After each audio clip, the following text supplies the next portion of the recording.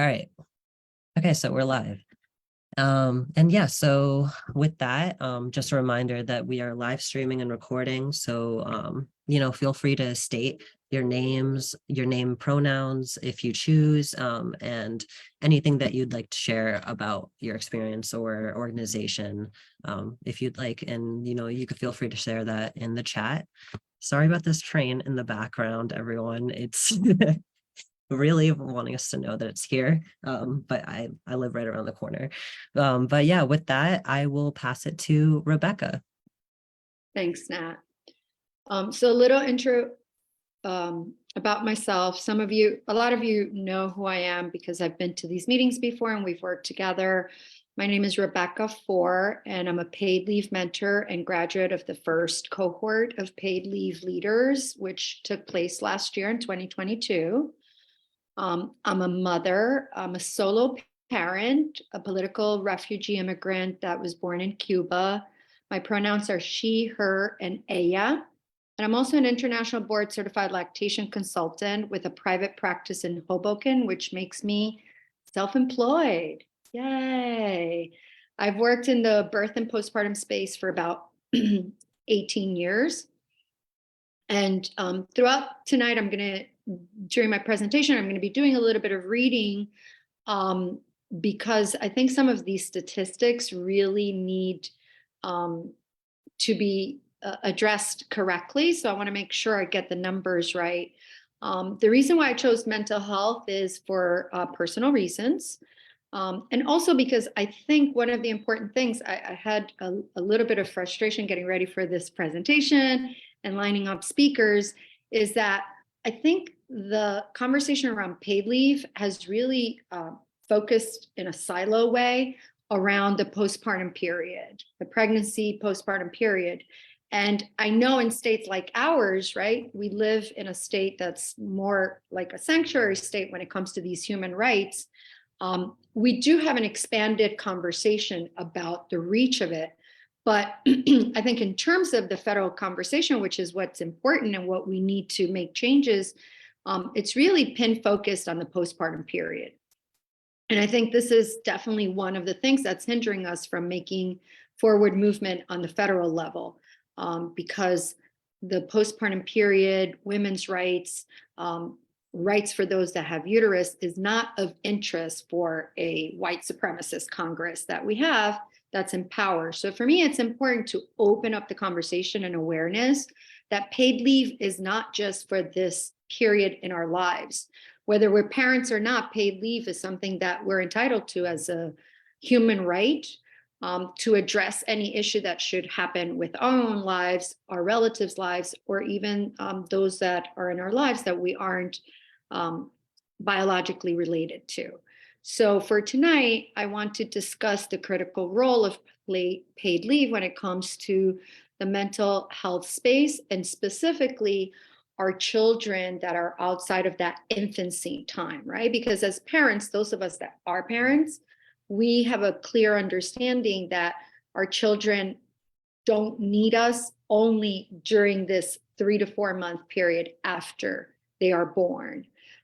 So that's why my focus is to talk about paid leave as it applies to areas outside of the immediacy of birth. We need to have this greater buy-in in order to finally get some federal legislation going. The welfare of birth people has not swayed our Congress, and so it's time to expand the conversation. I want to specifically talk about, I'm going to talk in general about LGBTQI plus community in the teen and young adult years. And I'm going to have some specific focus on the female population because the statistics are so staggering.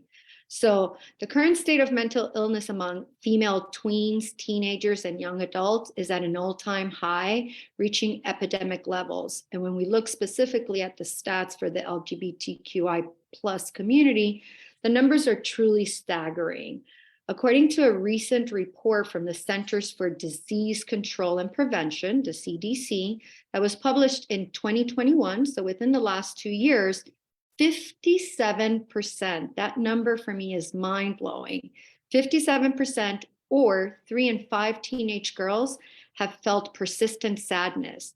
This is up 36% from 10 years prior in 2011. And it's nearly twice as high as the 29% of males who report having the same feelings when the data was collected and analyzed in 2021. Even worse is the fact that 30% of the girls surveyed reported seriously considering suicide, and 13% actually attempted suicide one or more times. This statistic means that 1 in 3 girls, I want to repeat that for emphasis, 1 in 3 girls have seriously considered attempting suicide. Those numbers are terrifying.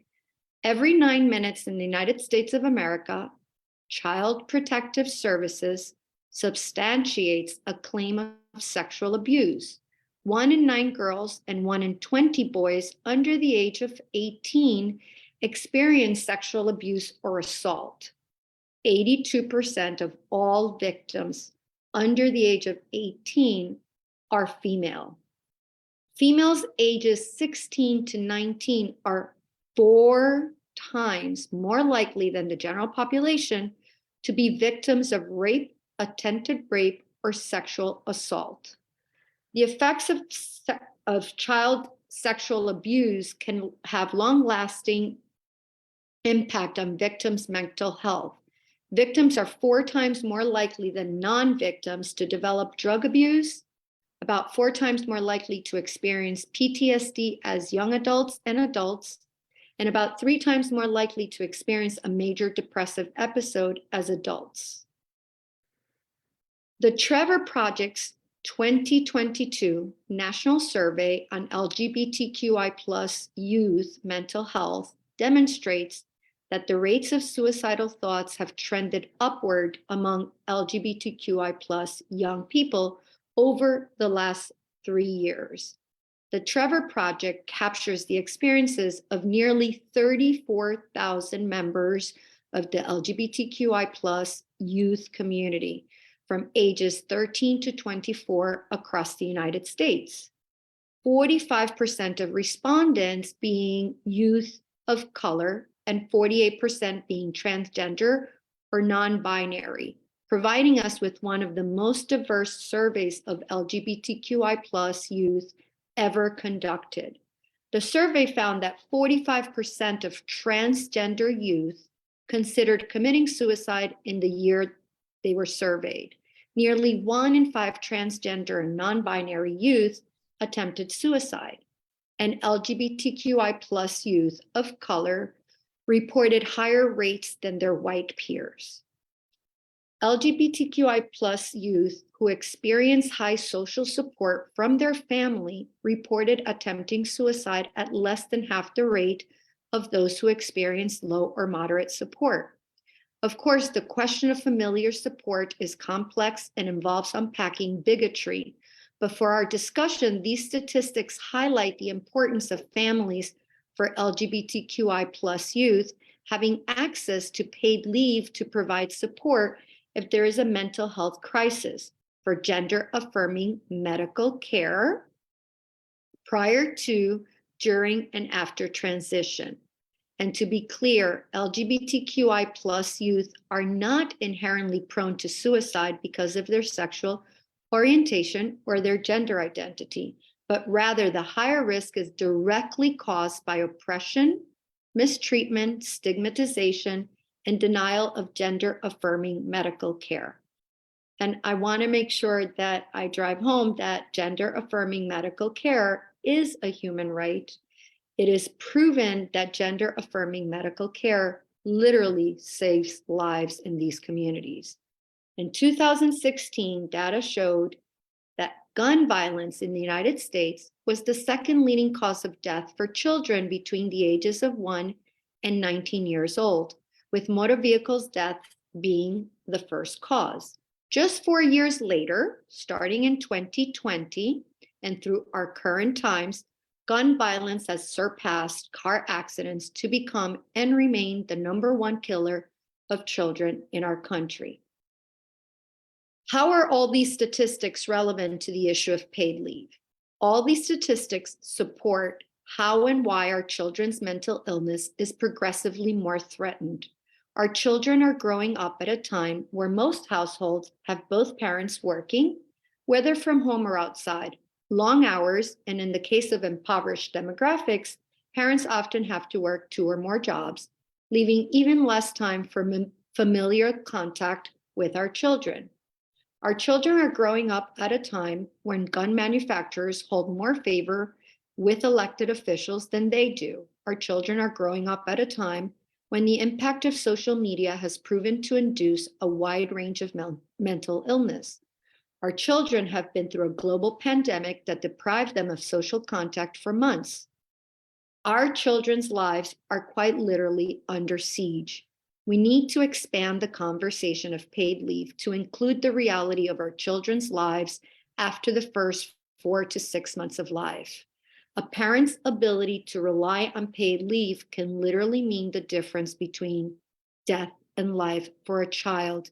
And we need to make damn sure that we include demographics which are historically excluded, like myself as a self-employed parent, gig workers, the person who cleans our homes, the one who does our nails, dry cleans our clothes, and all essential workers.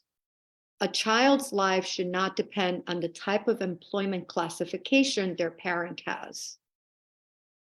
A child who is clinically depressed is at a much higher risk of being suicidal. A suicidal child needs a parent to care for them and not be placed in a position to have to choose between being able to pay for housing and food or quite literally saving their child's life. It is time that we expand the conversation about paid leave to include more than the postpartum period. This is not the only time our children need us. I want to take the end of my presentation to expand on my own personal experience and why this particular area of paid leave is so near and dear to my heart. First of all, I have been self-employed for the last 11 years, which means a lot of the employment safety nets, regulations, and legislature that has been enacted, even in a state like ours that's at the forefront of making sure that these human rights are protected, have not applied to me and to many others in my position. So my child started to experience, my daughter, who identifies as she, her, started to experience mental illness during 8th grade. She struggled with disordered eating. She struggled with anxiety, PTSD, and she struggled with depressive feelings, with suicidal ideation. As she got into high school, her symptoms escalated during her freshman year and into sophomore year. Then, of course, towards the end of sophomore year, during the spring in March, the global pandemic hit, which meant we were secluded in a 750 square foot apartment that had literally no windows with daylight except for a small window in each of our bedrooms. And obviously, this was catastrophic in our family. My daughter went from experiencing sporadic suicidal ideations to self-harming with cutting, having an active plan to end her life, and needing 24-hour-a-day supervision where she could not be left alone under any circumstances for close to 9 months. And during this entire time, I couldn't take off from work. The only saving grace that our family had, that was because of the pandemic, I was able to pivot my entire business and practice to telehealth. And I was able to do so successfully so I can continue to sustain us, because as a self-employed person, I did not initially qualify for unemployment benefits. And even when that expansion was made under the emergency enactment to cover us, it took 7 months for me to get any funding. So during this period of time, our situation was so precarious that if I needed to go grocery shopping, I couldn't leave my 15 and then 16-year-old as we transition into the summer months at home alone. I had to drag her physically into the car and bring her with me anytime I needed to leave my home. And so at that time, I was first became aware of the program that was the pilot program last year, and I started to do this work because I had a personal stake, both as a self-employed person and as a parent with an older child who required intense attention, medical treatment, and whom I couldn't leave alone. And yet I had no opportunity to take paid leave to take care of my child. And so this is when it became apparent to me that we needed to really expand the conversation well outside of that pregnancy and birth period, because I am not the only person that has experienced that, as the statistics that I shared with us tonight are.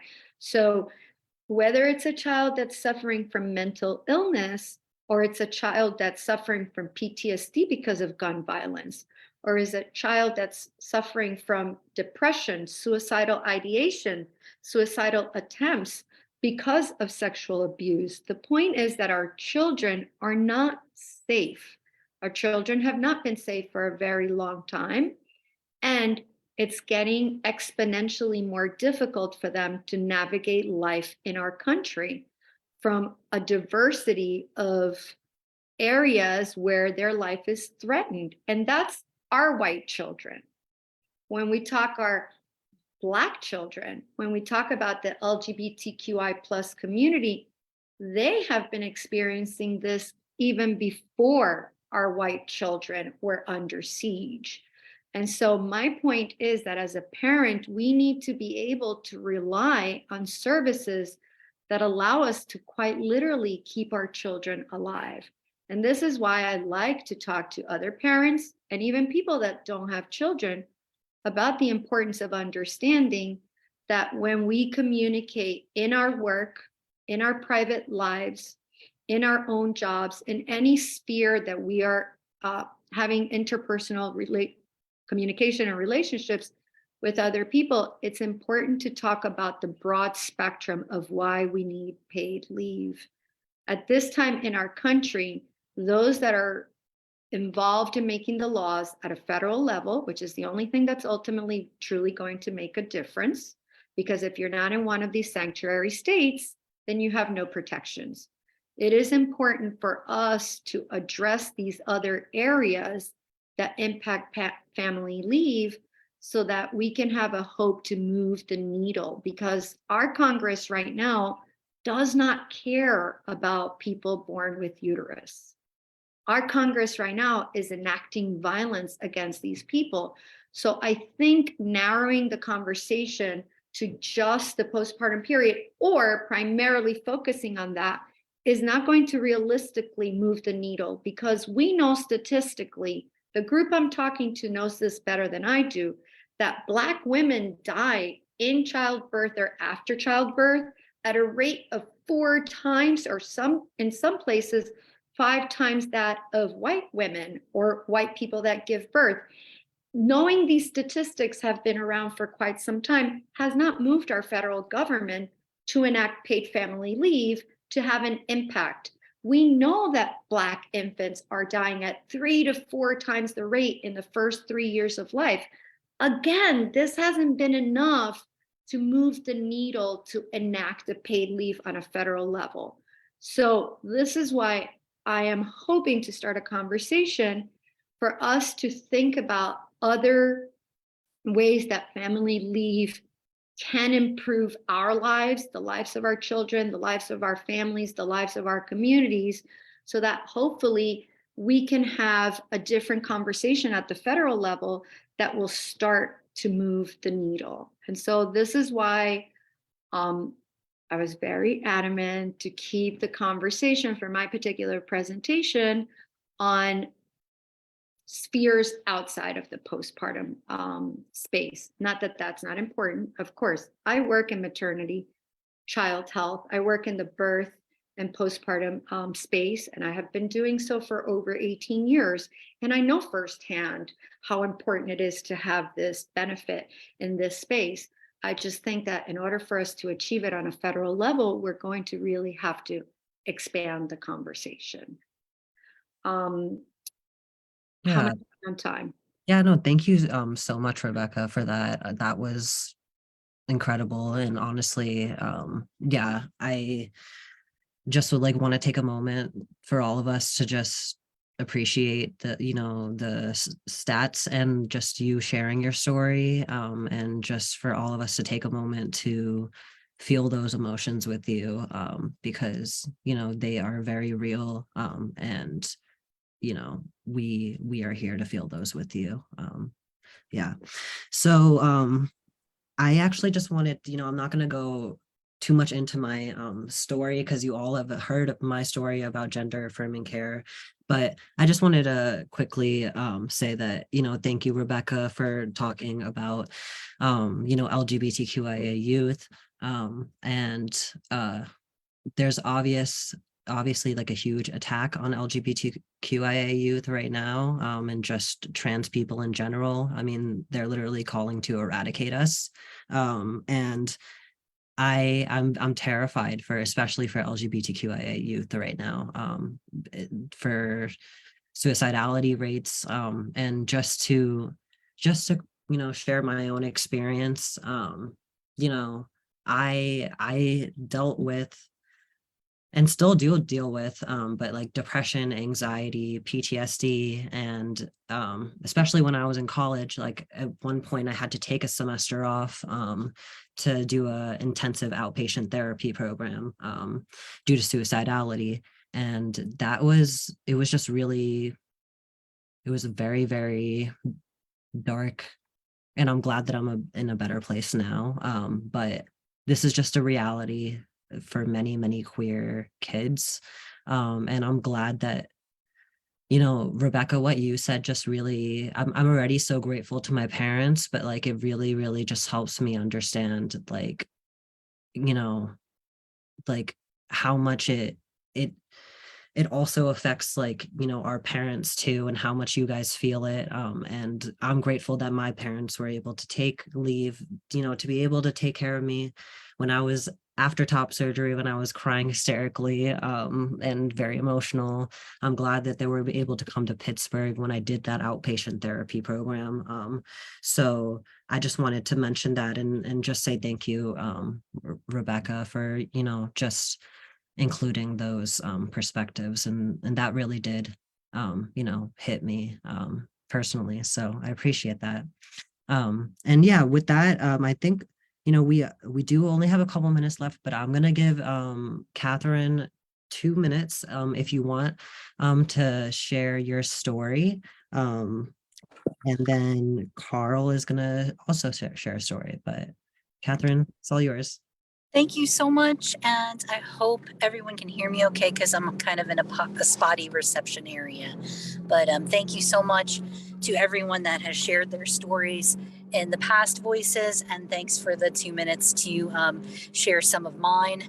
In my case, I am a veteran spouse, and I recognize that I myself have a persistent mental illness, as well as my spouse has been diagnosed with the same. And during those times of mental health crisis for myself, or when things were simply deteriorating, I kind of, put on a brave face and continued to work when benefits such as this and programs such as this could have truly have helped me, whether it be with treatment or simply a respite to the caregiving that I do in some way.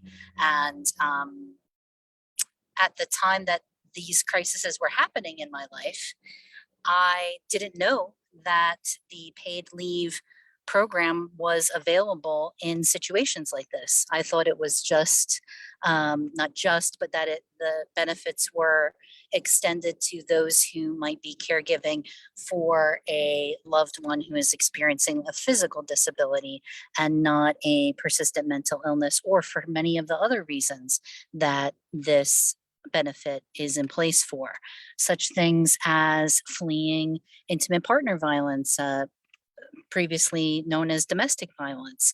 That is something that I recognize could have allowed me a benefit as someone who has experienced and received intimate partner violence.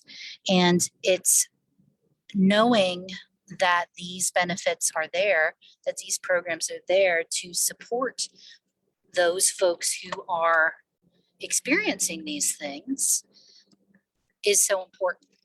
And I'm just glad to learn about them so that I can share and avail myself of those benefits. Thank you so Yeah. much. Thank you so much, Catherine, and thank you for being open with us and for sharing your experience. I know it could be difficult, but it's very much appreciated and welcome. So I'm excited to get more into that conversation as well, because that's something that my Alexa was just yelling at me, but that's something that needs to be talked about more. And yeah, so we're gonna run till 7:05. So Carl, if you actually want to speak on COVID and mental illness and your journey with that, and then Rebecca, we will share that resources slide. Okay. So with me, I've kind of partially shared this before, but in March of 2021, I got COVID pneumonia. So I was like kind of down for a while. I was in 2 hospitals, and I was even in a nursing home. So with COVID pneumonia, I had a series of things happen to me. Went into what they call ketoacidosis, which is where my blood sugar like skyrocketed to like 1,000, if you can imagine that. I was on dialysis, and I'm off of dialysis now. Never even heard of people getting off, but I was one of those people. Also, I was on the I had a trach put in me. I was on the vent for a while that you hear that people were on. I had amputation of toes. Like I had a whole bunch of things happen. And I went back to work October 4th of last year. So I wasn't at home for over a year, and I didn't go back to work for a year and a half. So in the midst of all that craziness, by the time I got to the nursing home, I knew about paid leave and all that. And as I spoke before, the system we have is antiquated and broken. We all know that. I had to get various paperwork signed by doctors, this, that, the other, turn in this, turn in that, all the things that you have to do for paid leave.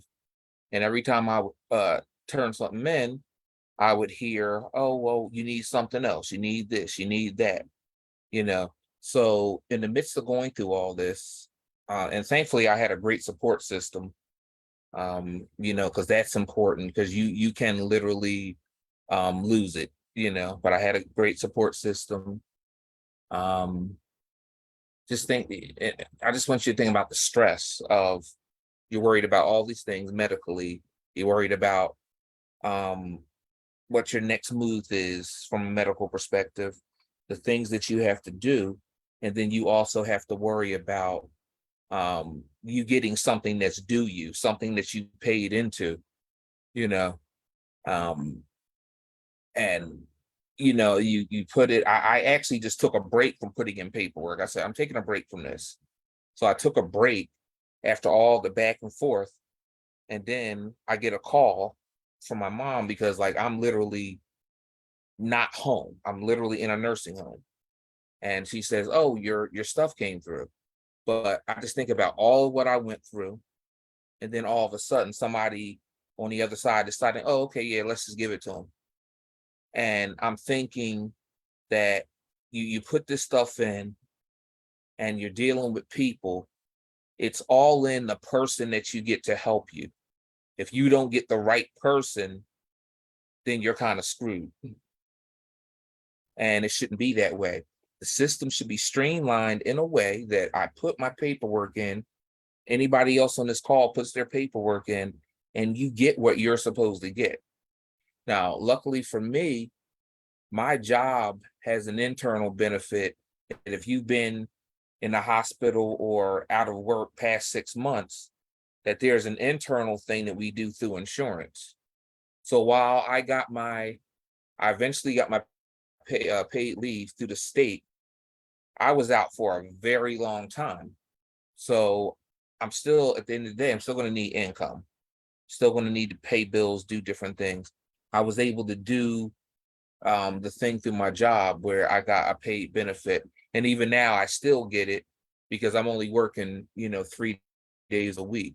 But my thing is, like I said, I've said it before and I say again, we got to fix this system.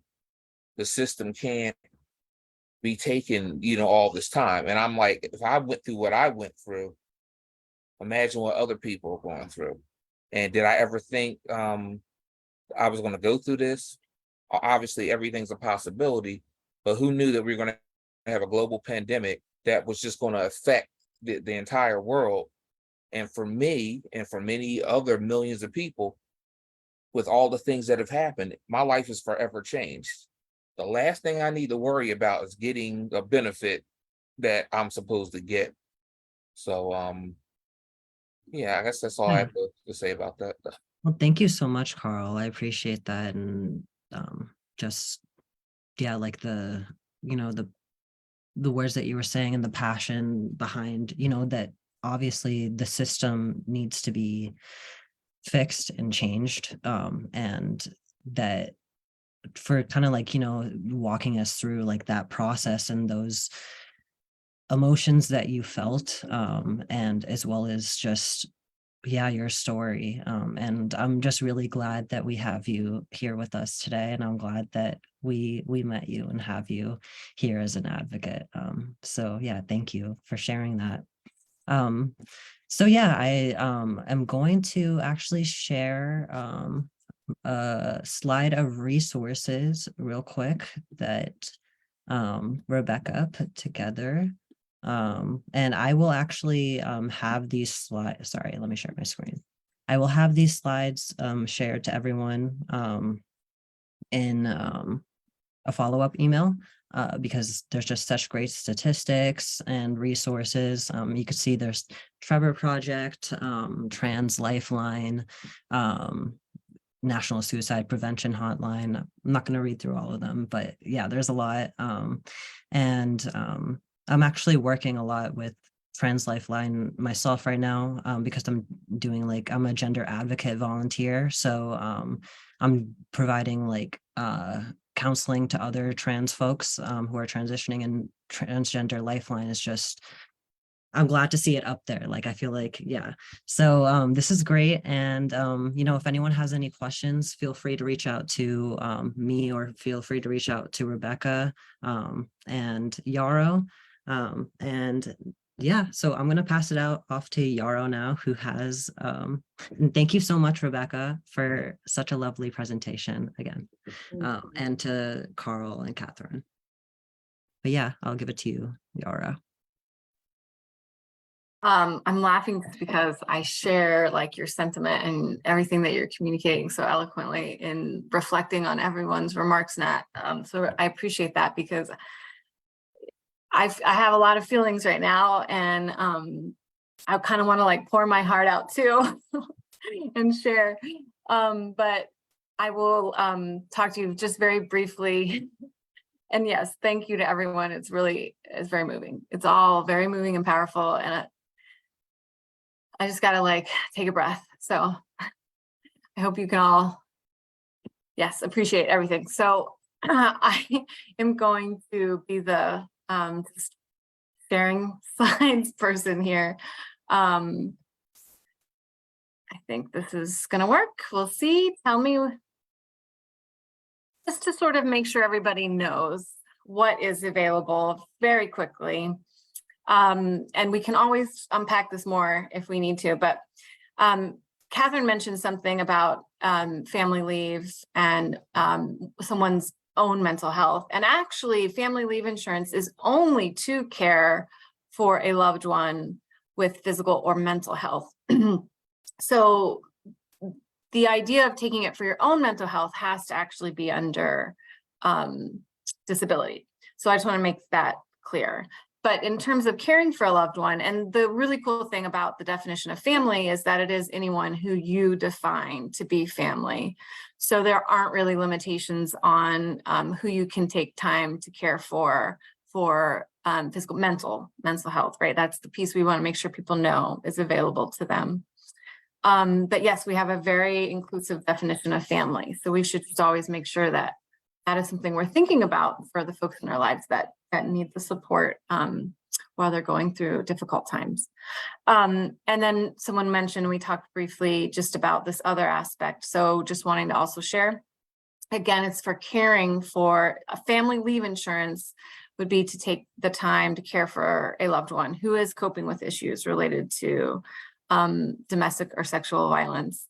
But actually, family leave is also for own issues, for yourself, that you're taking care of, you're taking leave for taking care of matters related to domestic violence and sexual assault. So disability would only be if there's like a medical condition that, is something that you'd want to take time for.